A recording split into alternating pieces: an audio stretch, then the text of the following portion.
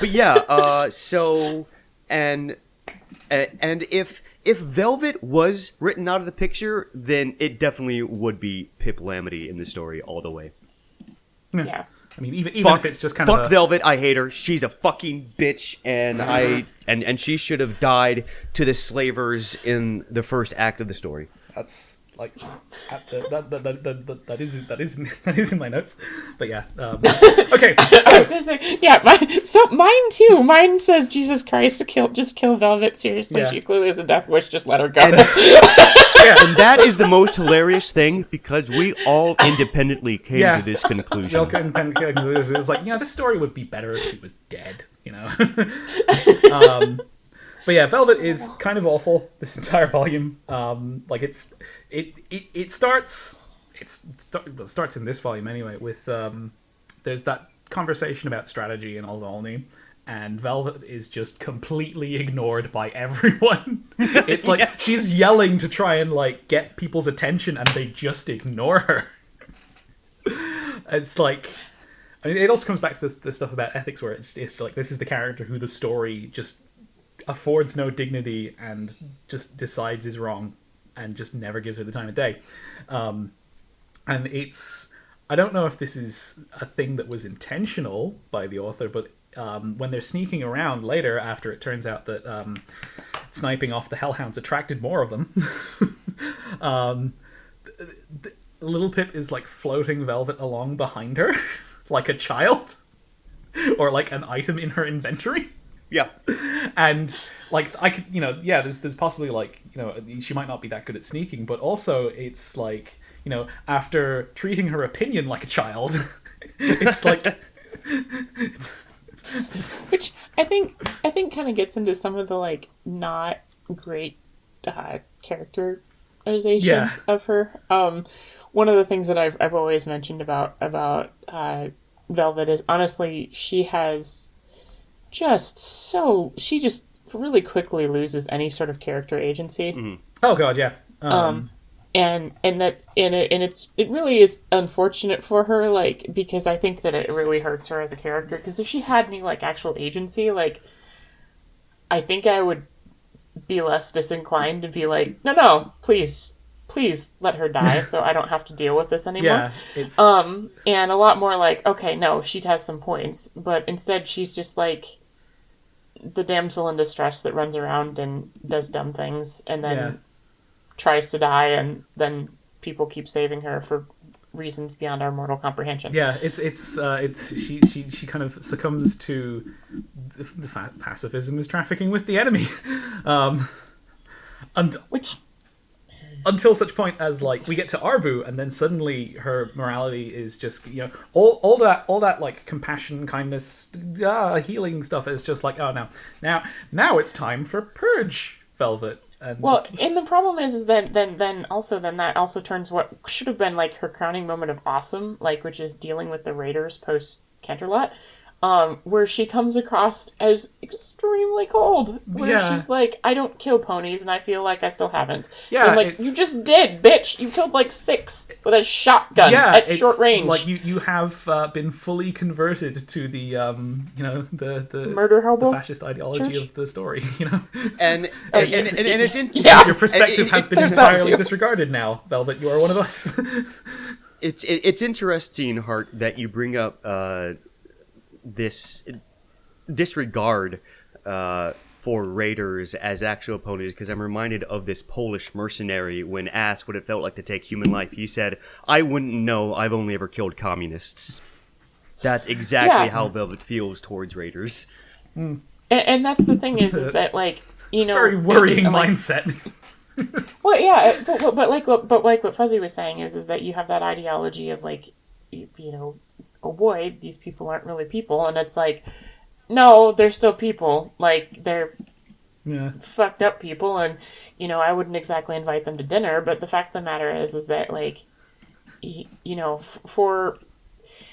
God, and this kind of gets back in the tone argument that I always get into, I swear, every time that we have a podcast. But and every time I talk about Follow the Equestria with other people, it's there's an aspect in the show of friendship is magic that just gets so tossed to the wayside throughout every single, like, Fallout Equestria story that I think I've ever read that drives me up a goddamn wall, because it's one of those things where their first thought should be, is there a way we can fix this, that we can make friends with this? And if we can't, well, then it's rainbow lasers and, well, in this case, shotguns.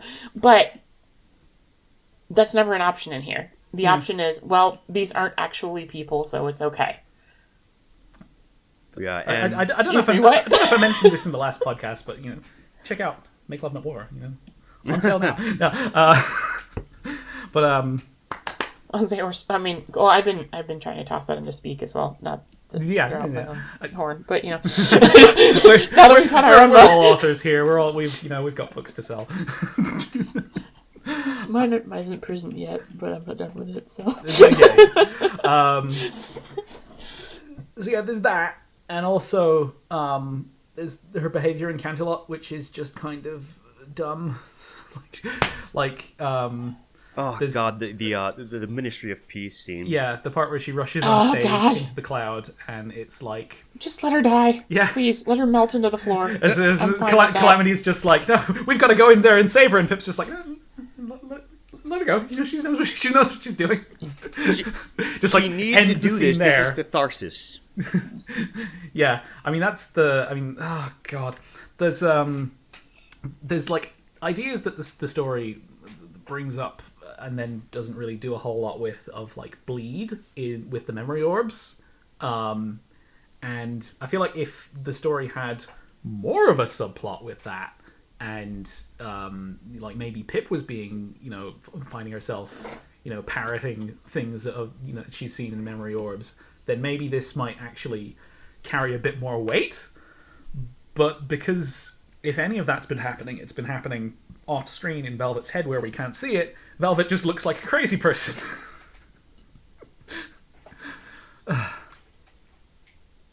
I think the Ministry of Peace scene is Velvet's shining moment of stupid, because throughout the story she's just been losing herself to this memory orb, and then little Pip rightly calls her out on her bullshit, to which I think unfairly Velvet throws back at Pip, oh, well, you've been on Mentats as an addiction, so you don't have any right. It's like, yes, this is a perfect example of whataboutism. Yep. Well, actually, also the funny thing to me is, so that's not only is a perfect example of whataboutism, it's exactly a response that you would hear from an addict being confronted about something they're addicted to. And it's like, she's like, well, you're addicted to this. Bitch, then I know what addiction looks like.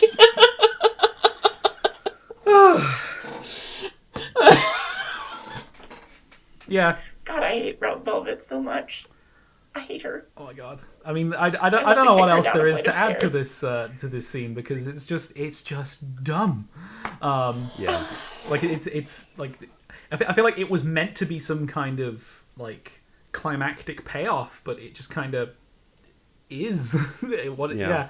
And then for the like, just like after all these shenanigans in Arbu and the Fluttershy's cottage, is just like she then goes on to be the element of kindness. Well, how is you have to remember, this is the same logic where someone who says being honest means knowing when not to be is the element of honesty. Oh yeah, these the elements where each element just kind of completely defeats the object of their own exercise in some key way. Mm-hmm. and Pip spends this entire time going, corrupted kindness and that sort of thing, and I'm like sitting here going, is that exactly what the new elements are? Because that's kind of how it feels. Yeah. Except for Ditsy Doo, because Ditsy is pure and blameless. Yeah, she's fine. So Horse brought up something about little Pip having to float Velvet along because she doesn't know how to sneak. I have a theory about that, actually. I think that Velvet is in reality a fat ass, and that's why she can't sneak properly, and Pip has to float her around. But through the bias of Pip's eyes and her infatuation with Velvet, she sees Velvet as not being a fat land whale. God. I shouldn't be laughing at this, but It's kind of into like peak Photok meme territory by now. I'm sorry, I just really hate Velvet.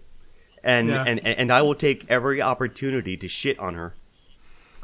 But I think we should take this opportunity to bring up a few more of your notes, Horse, about how the story could be improved with Velvet's removal. Just about to get onto that. Yes. Because it turns out my summary of like reasons Velvet is shit is just a kind of like, here's a bunch of the stupid things that she does in this volume, and it's like, well, now we're at the end of that list. So, I reasoned out a few ideas as to why, how the story would improve if, say, let's say, they get to just do my Ben Shapiro. Let's say, no. let's say they get to the slave camp in like chapter 3, I think it is. Yep. And Velvet either dies on screen or is dead by the time they get there.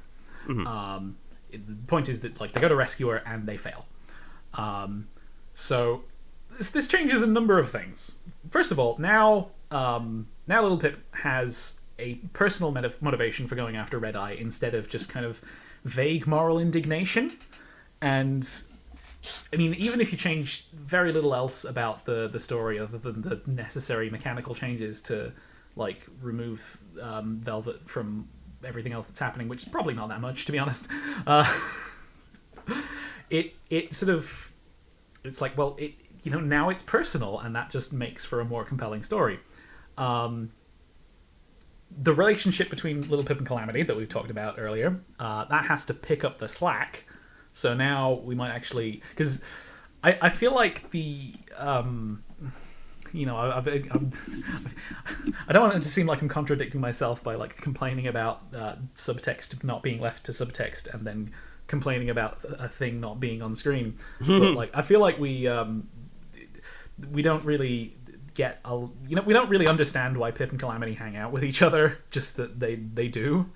And I feel like if with Velvet Remedy not there, they have there's more time where they that is the main character relationship, and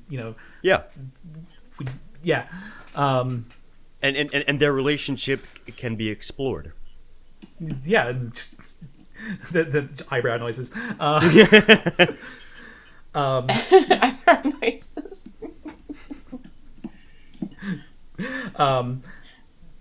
Zenith becomes less redundant without Velvet there, because now the party doesn't have a healer for a long time, and I suppose this also has like also Zenith aside, the rhythm of the story in combat has a lot of let's just run in, blow all our combat resources and nearly fucking die, and then Velvet just comes along and patches us up, and it's a rhythm that sort of robs the tension of like attrition out of their adventures. I think I mentioned this like a couple of podcasts ago about how like if this was as realistic as they want it to be, then why didn't Pip get like an infection from like one cut back in Stable 16 and fucking die? Well, yeah, that I actually had a comment on that, because that kind of briefly comes up as a point later in the Crusaders chapter where they meet the Wasteland Crusaders, and my comment on there was in which Little Pip realizes she's a dumb horse because running into battle while badly wounded is probably a terrible plan. Yeah, and I just feel like it, the sort of removing the threat of long-term consequences from basically every action encounter for most of the story, just kind of it ties into something I'll get to when we get to Canterlot. But basically, if they don't have a healer on hand for most of the story, and the healer they get later is a lot less immediate, like it's just like potions and salves and stuff, and they heal over time. suddenly the wasteland feels a lot more dangerous because the mistakes have, bigger consequences. So that just like adds much needed tension to a lot of the action scenes. Related to the party, without Velvet, the party no longer has a member whose point of view they just disregard because they don't care. Yeah. And that's we'd like actually, it would be nice if all of the people at the table were there for a reason, and sort of related to this, without Velvet there, the idea of Velvet can hang over the story instead, and that's, I think, the more important part, because it kind of turns Velvet into this idealized symbol of like a better self, because it's like she doesn't reach the point where she has to turn into a complete and total hypocrite and talk about purging the mutated flesh out of Arbu, because she would have died without compromising her principles of I am a medic, I am going out to heal people, I am healing people, I have died in the process, but I am healing people, and this, I feel like that would just be like a more valuable contribution to the story than having a whiny supply of medical supplies and the barter skill who has inconvenient opinions that don't matter to the party. Which I think actually, now that you're mentioning that would have actually had a lot more impact on the story than like basically what we got, which is kind of something similar, but it's only Velvet's thing about being like Fluttershy. Yeah. Which in and of itself isn't necessarily the best thing, because at several points we're dealing with not only, the consequences of Fluttershy, but like very early in the chapter there, there's a scene where basically Fluttershy is basically begging Rarity to kill her after she's given up the mega spells, and it's like, are you sure this is someone you really want to yeah. follow? I have some concerns if that's your idea of a good time. Concern.gif.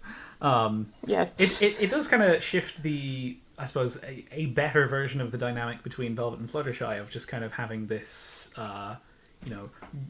ghost of a better self. It shifts that to Pip and Velvet, where it's like, Pip, instead of, angsting about whatever Pip can angst about, well, what would Velvet do? And like maybe that could be like the counter to the more murderous impulses. And maybe that could even, become like a bone of contention between Pip and Calamity to like give their relationship more grist for the mill, so to speak. Is that they, Pip is still got like that kind of soft, stable dweller instinct, of like, well, things like compassion and due process, and what about those? And Calamity is just like, what the fuck are you talking about, Pip? You shoot the bandits, it's not hard. And they'd have to work through that, and that's interesting. Yeah, and to add on to that, I just thought of this. With Velvet's death, this could actually give Pip an excuse and make Velvet's Pip-Buck more useful, because then with Velvet's death weighing on Pip's mind, she could turn to Velvet's Pip-Buck, and there could be like dozens of logs and entries and just thoughts of Velvet, and that could be what Pip bases some of her more humane actions on, of thinking, okay, well, this is a list of all the good things Velvet has done that she's reported, and then Pip could think of herself, well, what would Velvet do in this situation? And as you sort of alluded to, Velvet would become to Pip what Fluttershy becomes to Velvet, which, speaking of, I fucking hate Velvet and I fucking hate Fluttershy. Well, I love Fluttershy, but that part where we just exchange one problem for another. Yeah, this story is mainly the reason why I fucking hate Fluttershy so much. not because of any of her characters in the her characterization in the show, but because of everything. Yes, Yeah. because honestly, that's kind of what season 1 Fluttershy was set out to be. Is like, No, you're not wrong. Yeah. No, not yeah. and even when they go to the Ministry of Peace and they go to that boardroom where Fluttershy wrote "care," which is communally assured reciprocal peace. No, reciprocal Existence. existence. That's Existence. it. God, that is such a fucking retarded mentality to have. Well, it's mutually assured destruction, just with a horse happy face stuck on. Yeah, it's very flawed thinking. I mean, like, Well, yeah, it's almost like mutually assured destruction was kind of mad. okay, see, I'm of the opinion that an armed society is a polite society, but that doesn't mean all right. So It doesn't mean everybody should have balefire. taking this train of thought to its logical extreme, I believe that everyone, and I mean everyone, should own recreational nukes. In an ideal world, no one would fuck with each other. No one would fuck with each other in the real world, but all it takes is one insane motherfucker to think, you know what? Fuck all of you. We're all going to die. I hate everyone, and I'm fucking crazy. And that's exactly what the zebras did. Because they were fucking crazy and psychotic enough to think, you know what? Fuck this shit, I'm out. and they just write the death letter for the entire world. Whereas Fluttershy was thinking of it, oh, if both sides have mega spells to heal each other, then there'll be no need to fight. Then they have to stop fighting. But Fluttershy's a fucking retard, and that's why I hate her. Because you don't give weapons to a society that hates your guts on an instinctual level. See that Well, especially. Oh, go ahead. I was just gonna say it kind of it sort of it reminds me of the assumptions the story makes about how there are people who cannot be reasoned with and must be destroyed. Definitely. And it's like Fluttershy is like another casualty of this. It's like the story is saying, look what happens if you try to be peaceful. You just die. And it's like, story, did you really think about this?